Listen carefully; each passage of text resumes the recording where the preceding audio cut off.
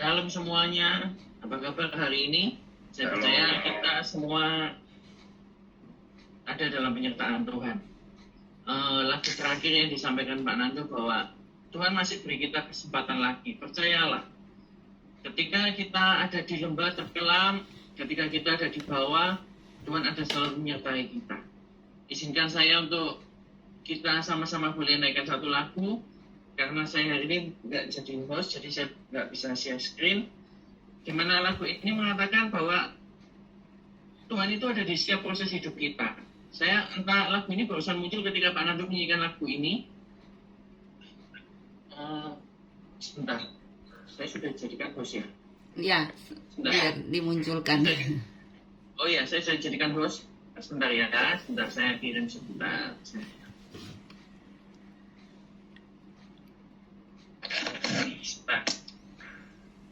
Maaf, saya lagi di mobil soalnya ini di sini listriknya lagi mati. Jadi saya posisinya saya zoom sambil di mobil supaya ada cahaya.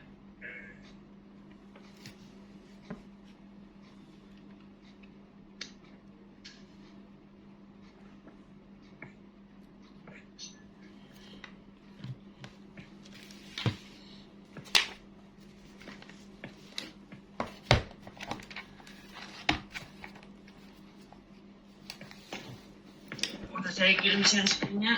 Sebelum kita masuk firman, mari saya akan coba menyanyikan lagu ini. Ku kagumi caramu mencintaiku, kau ada di cerita proses hidupku. Di titik terendahku kau hadir untuk mengangkatku. Ku tahu kau tak menyerah akan hidupku.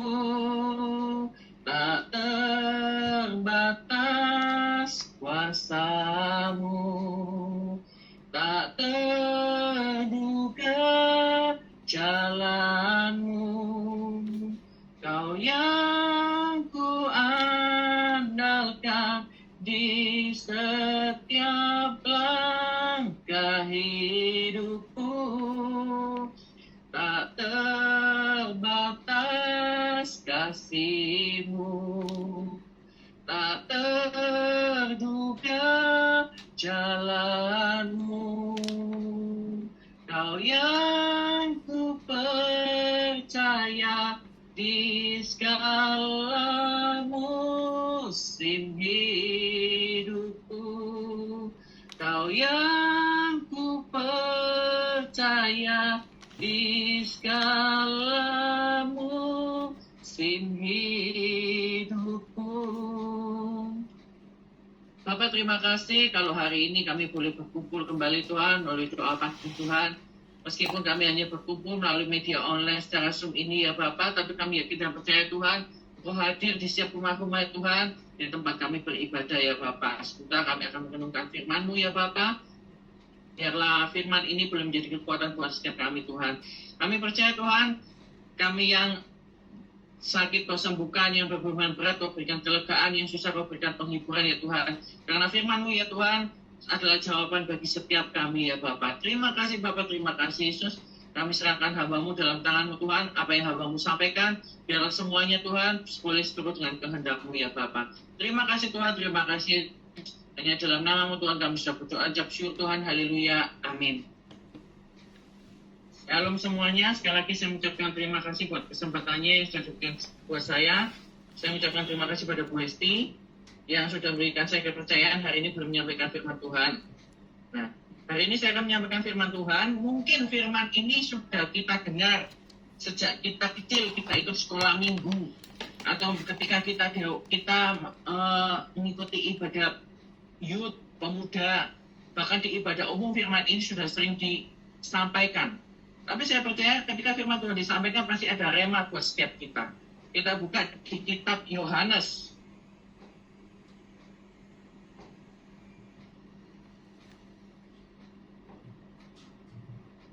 Yohanes 6 ayat 1 sampai ayat yang ke-13.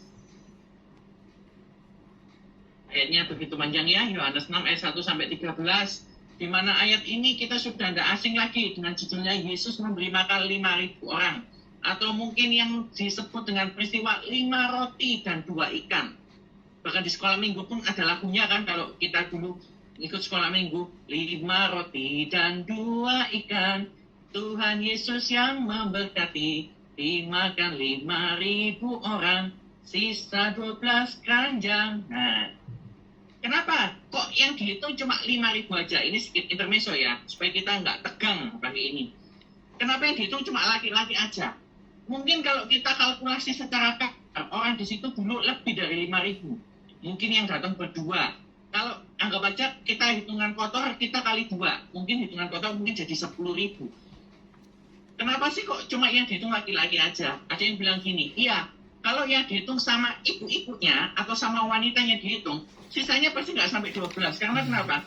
Ibu-ibunya sudah rajin bawa kantong kresek, sudah rajin bawa timbul untuk membungkus makanan-makanan sisa-sisa yang ada. Ini sedikit intermezzo aja ya, supaya kita nggak tegang, ya.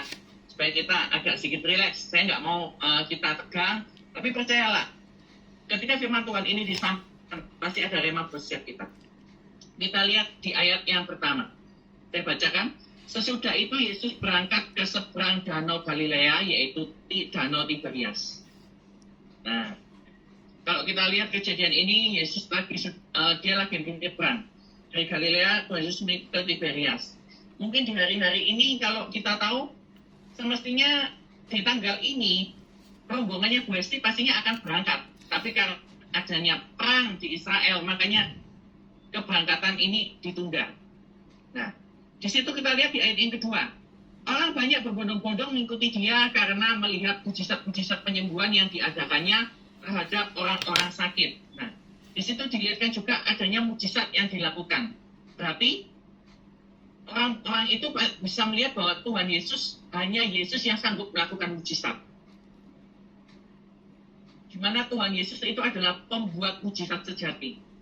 Kita mungkin sudah sering nyanyi lagunya kan, yang membelah laut, yang teduhkan badai, yang mustahil pun terjadi, karena kuasa-Mu yang pegang hidupku, yang buka jalan bagiku, Kau pembuat mujizat sejati.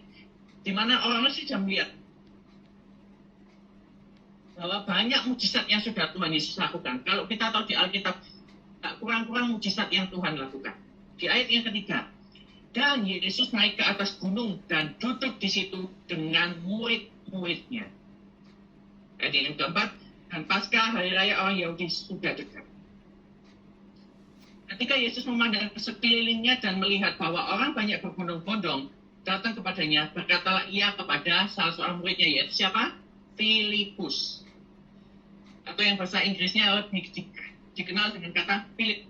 Nah, jadi berbahagialah kalau yang punya anak namanya Philip. Nah, dia dulu Filipus diajak omong sama Tuhan Yesus, dan ini kata-katanya. Di manakah kita akan membeli roti supaya mereka ini dapat makan? Nah, hal itu dikatakannya untuk mencobai dia sebab ia sudah tahu apa yang hendak dilakukannya. Jawab Filipus kepadanya, roti seharga 200 dinar tidak akan cukup untuk mereka ini, sekalipun masing-masing mendapat sepotong kecil aja. Nah, kalau ibarat sekarang itu gini, ibarat, ini contoh ya, Ibu Hesti membuat sebuah KKR besar di sebuah stadion.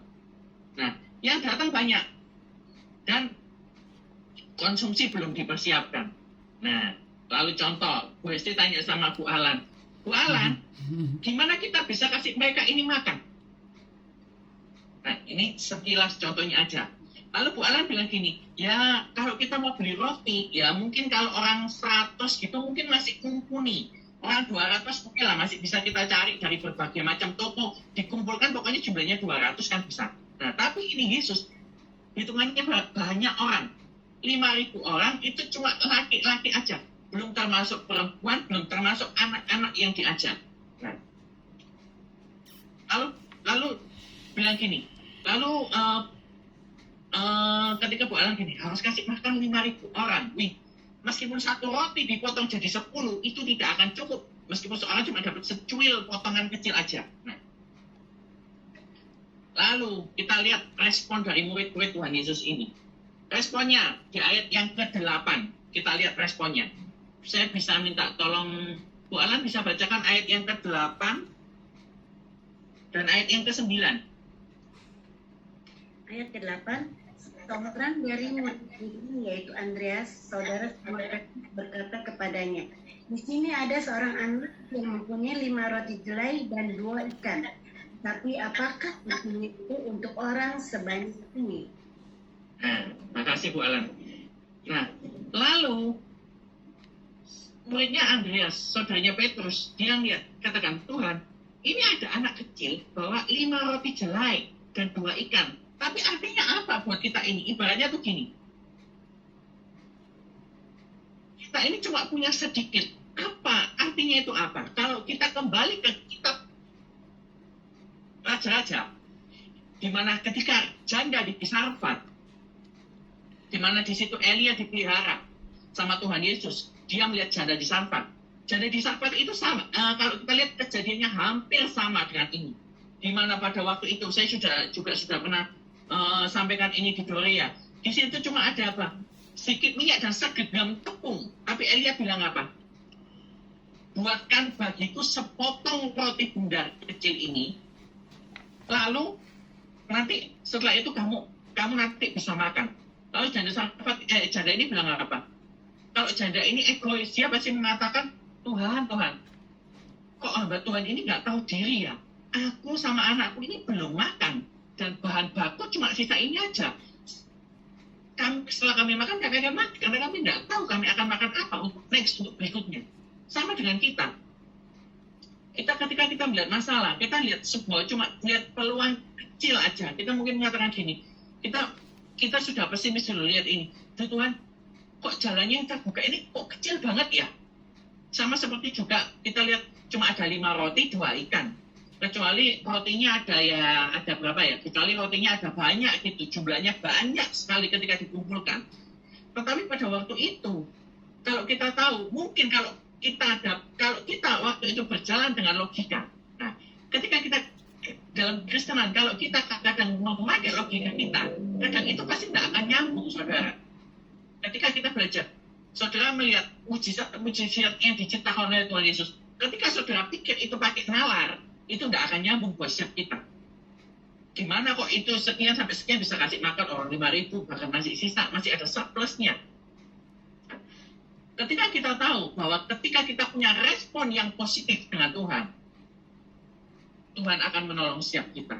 Percaya, kalau kita punya respon yang positif, kita nurut sama Tuhan, kita taat sama Tuhan, kita masuk dalam track-nya Tuhan, kita ada dalam jalurnya Tuhan. Percayalah, ketika kita setiap doa malam, mungkin dari Ibu Hesti, atau mungkin kadang kita tahu juga Pak Abraham, dan seperti minggu lalu juga Ibu Yencen menyampaikan nubuatan positif kita. Mungkin nubuatan itu seperti 5 roti dan 2 ikan ini. Kita belum mengalami, kita belum melihat kejadian apa yang disampaikan. Mungkin kita sudah berdoa itu lama sekali untuk pergumulan itu. Tapi percayalah, ketika kita punya respon positif, maka Tuhan yang akan melakukannya sesuai dengan waktunya Tuhan. Nah, kita lihat di ayat yang berikutnya, di ayat yang ke-10. Setelah mereka melihat respon positif ini, nah, di sini kita bisa melihat, akhirnya roti dari anak ini diterima nggak sama murid-muridnya? Roti dari anak-anak ini diterima. Nah, sebentar, biar saya lihat mukanya semua teman-teman ini nggak tegang. Ada yang tahu nggak nama anak ini siapa?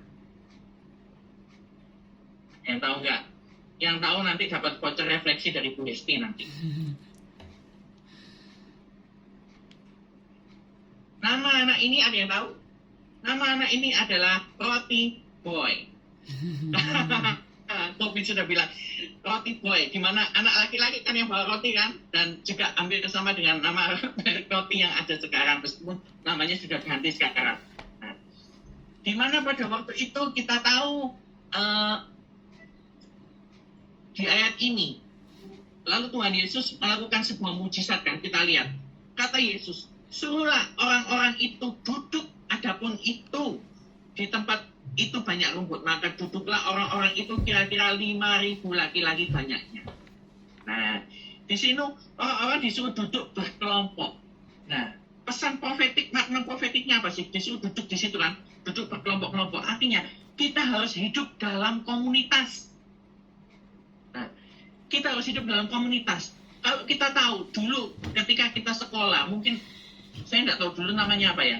Kalau zaman saya itu ada namanya PPKN, Pendidikan Kewarganegaraan, Pendidikan Pancasila. Kita pernah belajar tentang manusia itu adalah makhluk sosial. Artinya kita itu selalu butuh orang lain dalam hidup kita. Dimana ketika kita lahir kita butuh orang, ketika kita meninggal, nanti kita cek dari bumi ketika visa kita habis, kita juga butuh orang lain. Dimana kalau ketika kita hidup sendirian, kita tidak akan mampu, saudara. Kita butuh yang namanya komunitas. Tapi jangan salah, jangan sampai kita terjerumus dalam komunitas yang salah, komunitas yang buruk. Karena apa? Firman Tuhan mengatakan, janganlah kamu sesat. Pergaulan yang buruk merusak kebiasaan yang baik. Dimana ketika kita dalam komunitas, kita masuk dalam komunitas yang salah. Contoh, kita masuk dalam komunitas yang suka minum minuman keras, atau kita masuk dalam komunitas yang suka dalam tanda kutip ngomongin orang, atau komunitas yang suka gosip, yang suka kepo. Nah, bahasa yang sekali lagi kan kepo kan, knowing every particular object, sampai mau hal-hal urusan orang yang tak kecil aja kita mau tahu. Itu namanya kepo. Nah, tapi kita harus masuk dalam komunitas yang bagaimana? Kita harus masuk dalam komunitas yang saling membangun, komunitas yang mendukung kita, atau mungkin komunitas yang mungkin bisa memberikan kita semangat ketika kita lemah. Di komunitas itu bisa memberikan kita dorongan, berikan kita semangat, bisa saling mendoakan, saling menopang. Itu adalah contoh komunitas yang benar. Jadi pesan profetik yang pertama, yaitu yang saya sampaikan, di mana yang pertama kita harus memiliki respon yang positif. Yang kedua yang kita pelajari ini adalah kita harus hidup dalam komunitas. Kita tidak bisa hidup sendirian. Nah, di sini juga ada komunitas dari Dorea Ministry, di mana tergabung dari seluruh kota di Indonesia, mungkin ada kan. Kalau saya tahu ada dari Jakarta, Bandung, Surabaya, mungkin ada juga yang mungkin saya kalau tahu mungkin ada yang di Amerika, atau ada yang di Korea juga. Nah, dimana ketika kita saling berkumpul, meskipun cuma melalui Zoom aja, bahkan mungkin kalau kan ada di beberapa kota kan sudah ada yang onsite kan, seperti Surabaya, Bandung, Bali, Semarang, itu sudah ada yang onsite, dimana ketika kita berkumpul, kita saling menguatkan. Karena kenapa? Tuhan Yesus berpesan dalam komunitas, kita itu jangan sampai menjauhkan dari pertemuan ibadah, di Ibrani 10 ayat 25. Pertemuan ibadah, di situ yang dibahas itu adalah komunitas, atau mungkin kalau dalam gereja itu biasa disebut yang namanya komsel, kelompok sel. Atau kalau di tempat saya, karena saya di bawah naungannya GBI Sukawarna Bandung, kita sebutnya itu KUL, Community of Love. Atau mungkin ada yang bilang namanya CG, Cell Group, atau Connect Group, atau apapun namanya, itu nggak jadi masalah. Tapi percayalah, ketika kita hadir dalam satu komunitas, kita nggak akan terhilang, saudara. Percayalah, dalam komunitas ada gembalanya kan, ada gembala yang selalu cari domba-dombanya. Ketika dombanya nggak hadir, pasti akan ditanya, kemana ini nggak ada, kok kemarin kenapa nggak kelihatan pada waktu beribadah di gereja. Itu namanya komunitas, berarti mereka peduli. Peduli bukan berarti kepo akan kehidupan kita, tapi bisa merasakan mungkin ketika kita ada masalah, mungkin komunitas ini bisa membantu setiap kita. Nah, yang berikutnya kita lihat di ayat yang ke-11. Ayat 11 sampai ayat 11 sampai ayat yang ke-13. Saya bisa minta tolong siapa ya? Saya bisa minta tolong Bu Alan kembali, bisa bacakan Bu? Ayat 11. Lalu Yesus mengambil roti itu, mengucap syukur dan membagi-bagikannya kepada mereka yang duduk di situ.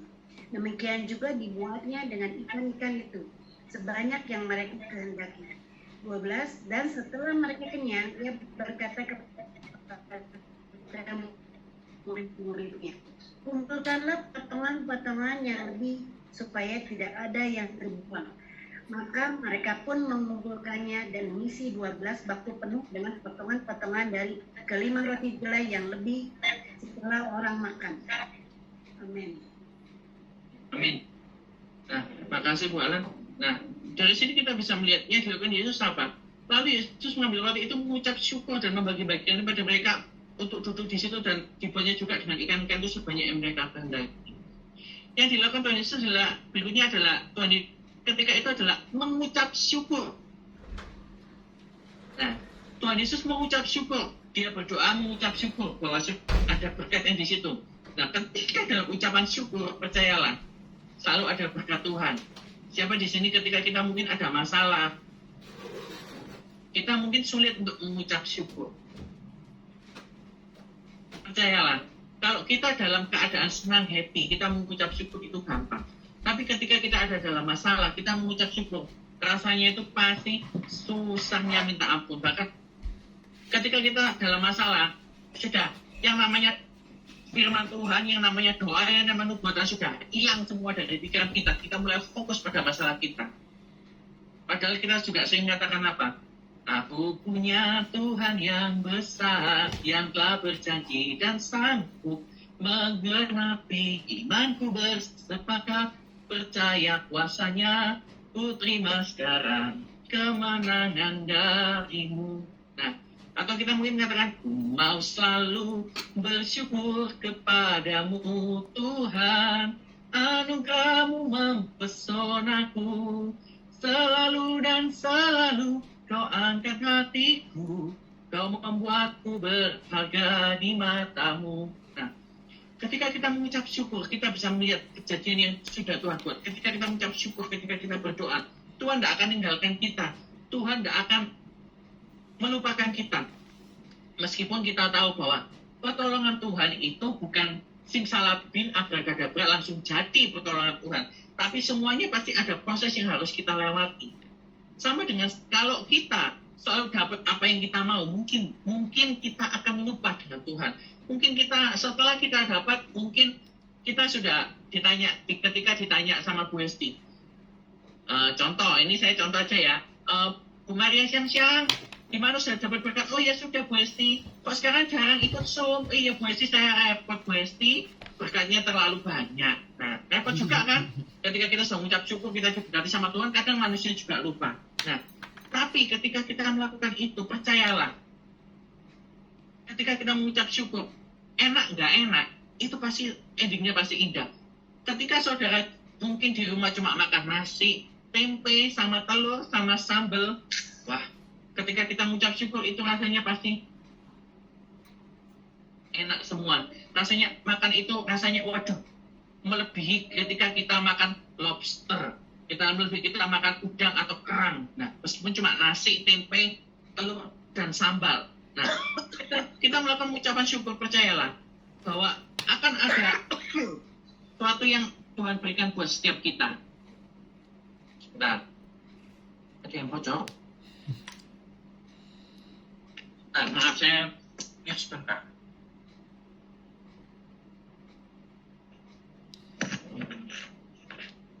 Nah, berikutnya, dan setelah itu mereka kenyang dan berkata kepada murid-muridnya, disuruh mengumpulkan potongan-potongan yang lebih supaya tidak terbuang.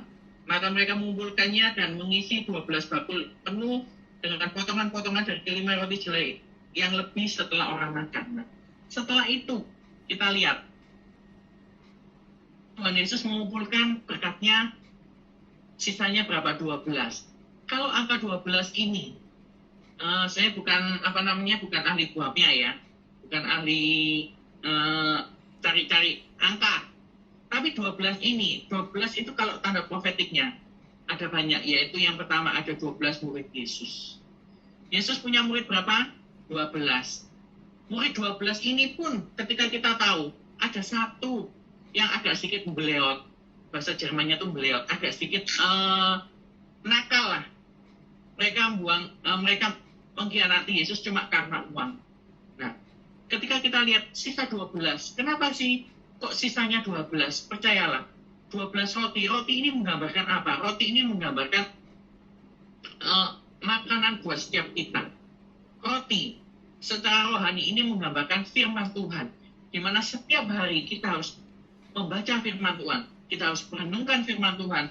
Tiap hari kita diminta juga untuk kita mendeklarasikan firman. Percayalah, apa yang kita baca, apa yang kita dengar, apa yang kita renungkan, apa yang kita ucapkan, itu pasti akan terjadi. Mungkin kita ucapkan setiap hari sama Tuhan, mungkin kita deklarasikan sama Tuhan, itu kejadianku dahsyat dan ajaib, ada di Mazmur kan? Atau mungkin kita deklarasikan sama Tuhan, ketika di Janda Safat, dulu saya pernah bilang, tepung dalam tempayan ini tidak akan berkurang-kurang. Nah, ketika kita deklarasikan itu, artinya tepung di sini bukan berarti bahan masak kita, adalah penyediaan Tuhan untuk setiap kita. Ketika kita menyampaikan itu, kita sampaikan itu, percaya bahwa Tuhan Yesus sanggup untuk memberikan jauh lebih banyak buat setiap kita. Mujizat Tuhan itu masih ada buat setiap kita sampai sekarang ini. Mujizat Tuhan. Kalau dulu Tuhan Yesus sanggup membuat mujizat, bahwa sekarang juga Tuhan Yesus sanggup untuk membuat mujizat buat setiap kita. Saya nggak tahu pergumulan setiap kita itu apa, tapi percayalah bahwa mujizat Tuhan itu selalu ada buat setiap kita. Firman Tuhan tidak saya perpanjang, saya akan tutup dengan doa dan sebuah pujian. Sebentar.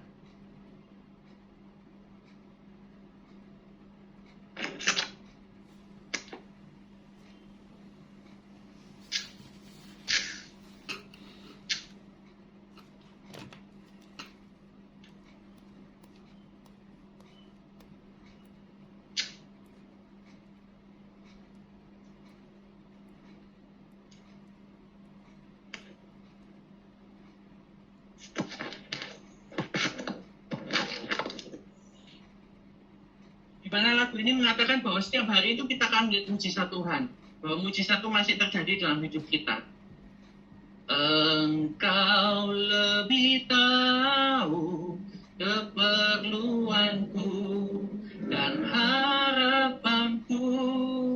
Engkau yang mengatur keperluanku dengan ajaib.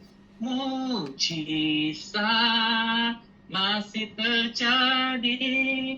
Ku letakkan imanku padamu Yesusku.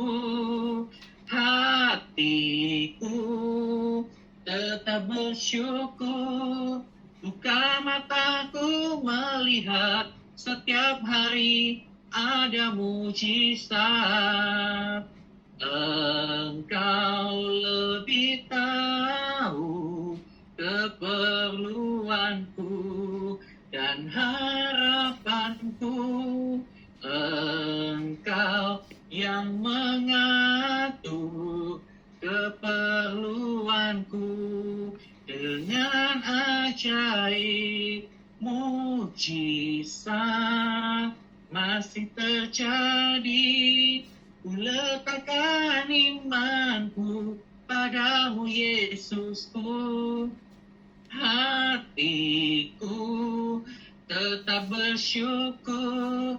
Buka mataku melihat setiap hari ada mujizat yang membelah laut, yang teduhkan badai, yang mustahil pun terjadi karena kuasa-Mu yang pegang hidupku, yang buka jalan bagiku. Kau pembuat mujizat hati, Kau pembuat mujizat sejati. Terima kasih Tuhan, terima kasih Yesus atas firman-Mu Tuhan. Firman yang Kau mengingatkan buat setiap kami Tuhan, di mana kami harus selalu punya pikiran yang positif ya Tuhan. Firman yang mengajarkan buat setiap kami bahwa kami harus hidup dalam komunitas ya Tuhan. Firman yang mengajarkan buat setiap kami Tuhan bahwa kami harus selalu mengucap syukur ya Tuhan. Dan firman yang mengajarkan buat setiap kami bahwa setiap hari kami renungkan firman-Mu, kami harus mendeklarasikan firman-Mu ya Bapa. Tuhan, melakukan firman-Mu dalam hati setiap kami ya Tuhan. Biarlah kami menjadi pelaku-pelaku akan firman-Mu. Kami menyerahkan juga Tuhan, Dorea Ministry ini di dalam tangan-Mu Tuhan. Kami serahkan Ibu Hesti Tuhan sebagai Gembala Dorea se-Indonesia ya Bapak. Berkati pelayanan Bu Hesti dimanapun Bu Hesti berada. boleh menjadi berkat dan namamu saja yang dipermuliakan ya Bapa. Terima kasih Tuhan, terima kasih Yesus. Ini dalam namamu Tuhan kami sudah berdoa, jawab syukur Tuhan, haleluya, amin. Saya kembalikan.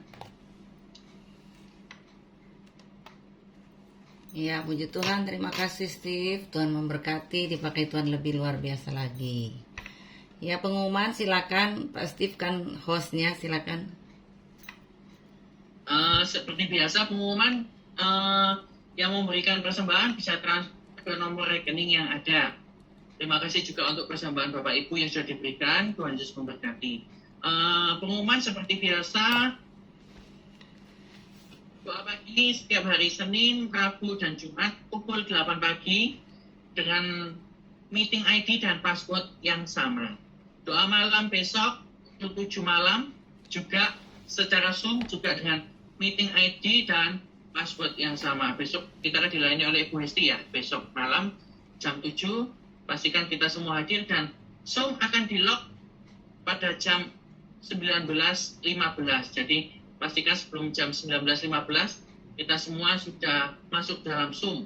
Karena kalau sudah di-lock, Zoom-nya nggak bisa dibuka lagi. Itu aja pengumumannya.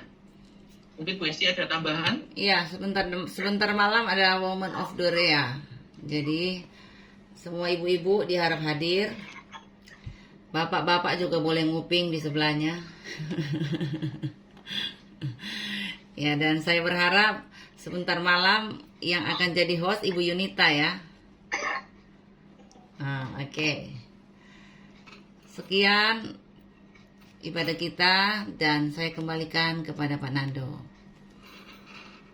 Baik, terima kasih Bu Hesti dan terima kasih juga kepada Pak Stefanus yang sudah sharing firman Allah pada pagi hari ini. Tuhan berkati ya dalam segala usaha pekerjaannya dan pelayanan semakin berarti. Terima kasih semua yang sudah bergabung pagi hari ini. Tuhan menyertai setiap aktivitas kita. Puji Tuhan, mari kita akan sama-sama berdoa. Kita menutup ibadah kita pada pagi hari ini.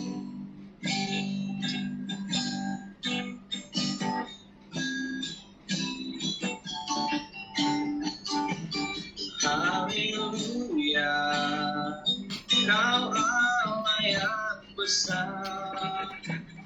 Haleluya, Kau mulia. Namamu, kuasamu, kasihmu besar. Kau yang layak dipimpin kita. Haleluya, haleluya, Kau Allah yang besar. Haleluya, Kau mulia. Namamu, kuasamu, kasihmu besar. Kau yang layak ditinggikan. Kau yang layak, Kau yang layak ditinggikan. Tadi kita Bu Hesti boleh menutup kita dalam doa. Kita semua. Bapa dalam surga, terima kasih hari ini kami diberikan kesempatan untuk memuji memuliakan nama Tuhan.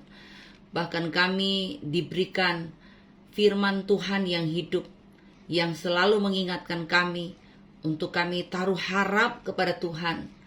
Karena peristiwa-peristiwa Alkitab, 5.000 lebih orang bisa makan dengan persediaan 5 roti 2 ikan saja. Tuhan bisa lakukan mujizat luar biasa atas kami. Kami tetap punya keyakinan di tahun ini, tahun yang akan datang, kami tidak akan berkekurangan sesuatu yang baik. Kami percaya semua kami mengalami terobosan-terobosan baru, mengalami multiplikasi bersama dengan Tuhan. Kami teringat Tuhan Ibu Yulia, Pak Kamajaya, kiranya Tuhan akan selalu menghibur mereka dengan kekuatan kesehatan dari Tuhan. Kami berdoa buat Ibu Yulia supaya diberikan kesembuhan. Kami percaya Bapak segala sakit penyakit dihancurkan. Ibu Yulia mengalami kesembuhan sempurna. Pak Kamajaya juga diberikan kekuatan, disembuhkan dari segala sakit penyakit. Untuk mereka-mereka yang lagi mengalami sakit di pagi hari ini, Kami percaya ada kesembuhan yang Tuhan kerjakan. Bahkan kami berdoa untuk mereka-mereka yang sudah menginjak umur 70 tahun ke atas dengan fisik yang melemah. Kami percaya Tuhanlah sumber kekuatan penghiburan bagi kami. Tuhan yang memberikan kami kekuatan sehingga kami ada perpanjangan umur, sehat kuat menyertai kami. Bahkan anak-anak muda, semua yang berumur 70 tahun ke bawah, 60 tahun ke bawah, 40 tahun ke bawah, semua kami mengalami mujizat Tuhan. Kami yakin Bapa, kepuasan Tuhan berikan bagi kami, keberkatan Tuhan percayakan kepada kami, dan biarlah kami semua jadi berkat bagi banyak orang. Kembalikan berkat-Mu atas semua yang sudah melayani, baik Pak Nando sebagai pemimpin pujian, Pak Stefanus yang sudah menyampaikan firman Allah, gembala-gembala Dorea Ministry, baik yang ada di Bandung, yang ada di Bali, di Jakarta, di Semarang, Surabaya, Sidoarjo.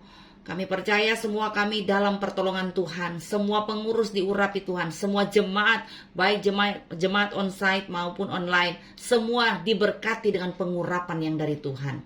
Terima kasih Bapa yang bekerja sepanjang hari ini, diberikan kekuatan, diberikan berkat-Mu, bukakanlah pintu-pintu berkat atas setiap kami yang berusaha. Terima kasih Bapa, kami segera menutup ibadah Dorea Ministry ini hanya di dalam nama Bapa, Putra dan Roh Kudus, yaitu dalam nama Tuhan Yesus Kristus. Kami sudah berdoa dan mengucap syukur, dan kemuliaan kami kembalikan kepada Tuhan. Yang diberkati Tuhan sama-sama katakan amin. Tuhan berkati semuanya. Terima kasih semuanya. Selamat bekerja.